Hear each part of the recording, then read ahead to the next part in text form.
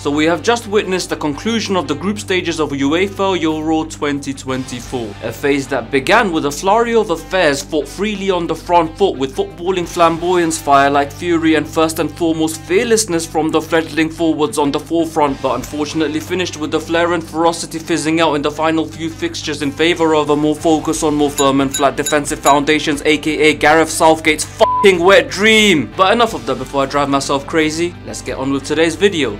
But before that though, I am obliged to tell you that today's video is sponsored by the good people over in yeah, right. So yeah, with the group stages now over, the matchups for the round of 16 have all obviously been confirmed. And yes, while my heart is obviously focused on Slovakia versus England, we here on this channel will instead talk about Slovenia versus Portugal. And given that I've just come back from watching both of these teams in separate games against tricky opposition, I do feel like I'm in a good position to offer a pretty insightful preview. And also because I know football very well actually, sometimes.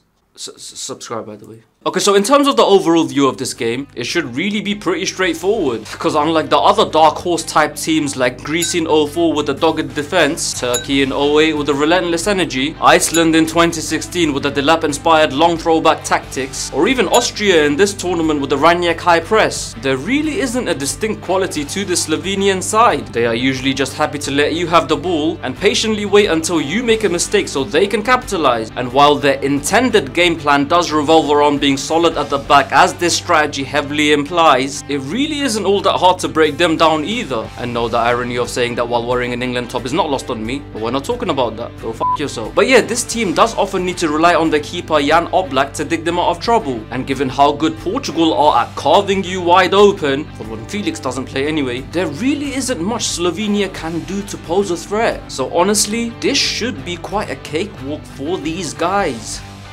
However, this is key. Portugal must make sure to not concede first. This will be fucking dangerous, especially given the current circumstances. And as I said, it's not even because these men have a particularly solid defensive structure. I mean, it's alright. It's not all that special, but it's instead because of one of the most crucial intangibles in football, which even today doesn't get spoken about enough in my opinion.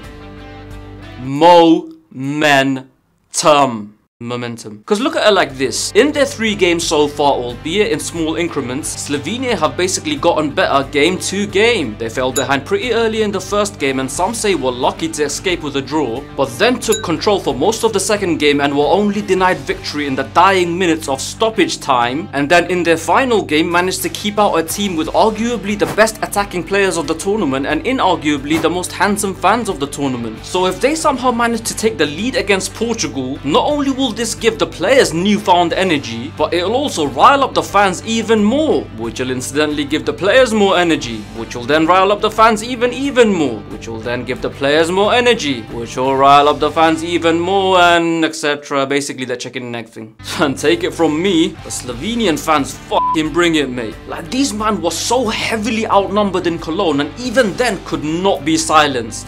Big up fam. Oh, and speaking of fam, there was actually a family of them trying to work out which country I was from. The final guess was Mexico. Oh, and also bear in mind, yes, I know it was a meaningless game and they played with a second string side, but Portugal are in fact coming off a defeat, so momentum isn't exactly on their side from that perspective either. So I reiterate, do not concede first. Having said that though, it won't exactly be impossible for them to recover. After all, if there is any international side on earth that possesses the immovable object that could neutralize the irresistible force of momentum and bring a stadium to a standstill, not to mention also give Oblak nightmares, it's Portugal. So, with all that being said, my ultimate prediction for this game, minus some bookie defensive error and or penalty decision, would be a comfortable win for Portugal by a 2 or 3 goal margin. And as for Ronaldo, yeah, he'll score. Why not? I mean, he should. He's due one soon enough. Or is he? He is. And that is that. Agree or disagree, beats indifference. Once again, don't forget to like, comment and share. And as usual, subscribe. Till next time, keep rolling.